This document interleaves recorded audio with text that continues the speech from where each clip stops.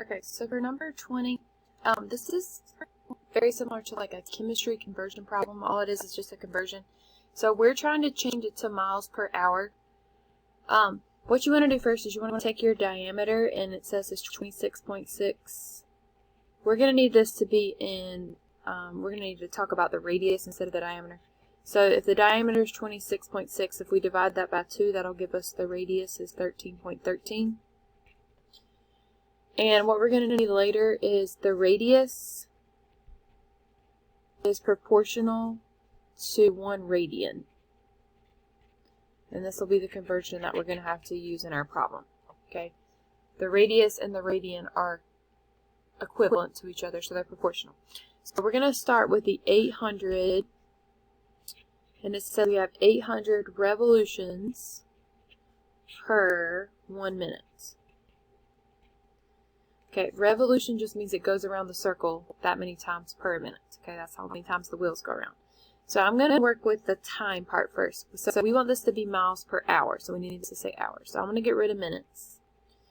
So there are 60 minutes in 1 hour. So because minutes was on the bottom here, I'm going to put minutes on top. And we said that's 60 minutes per 1 hour.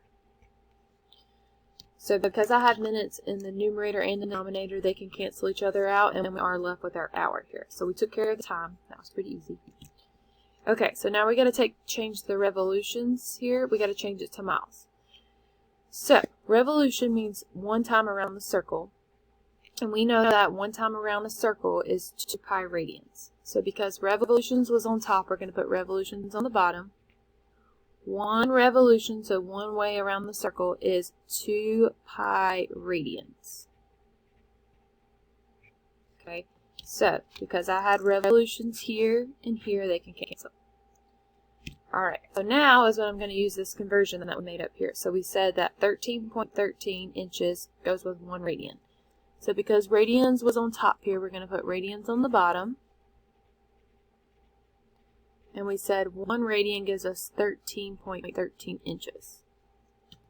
That's because of what the radius was. So I can cancel out radians. Alright, now we have to convert inches. We're still trying to get to miles. So before I do to miles, I'm going to change inches to feet. So because inches is on the top, I'm going to put it on the bottom. And we know there are 12 inches in 1 foot. And that will let us cancel out inches. And then from here you can go straight to miles. So we can go from feet to miles. So we're going to put feet on the bottom, miles on top. There are 5,280 feet in 1 mile. And that'll let you cancel out your feet. So from here is just type it in your calculator. If you want to do all the ones on top, you could do 800 times 60 times 2 pi times 13.13 times 1 times 1. And then you do divided by, these are all ones, but you do divided by 12 and then divided by 5,280. So if you do that, you should end up with 62.499. And now it is miles, because that's what we ended up with on top. And the units we ended up with on the bottom were hours, so that's why it's miles per hour.